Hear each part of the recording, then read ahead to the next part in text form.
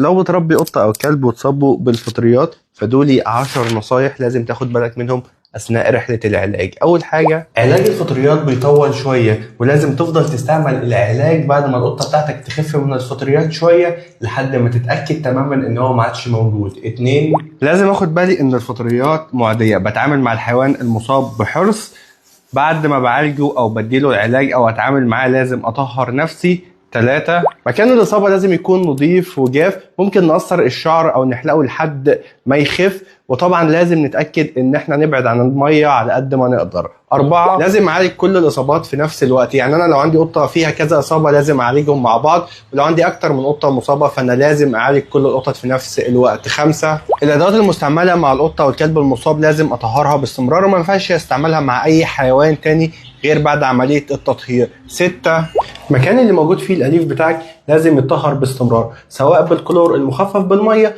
أو بالديتول عشان الإصابة ما تنتشرش وعشان ما يحصلش إصابة مرة تانية. لو حسيت ان ظهر عليك اي مشاكل اعراض حكه او مشاكل جلديه فلازم تروح لدكتور بشري عشان يفحصك ويشوف اذا كان الموضوع ده له علاقه بالقطه ولا لا.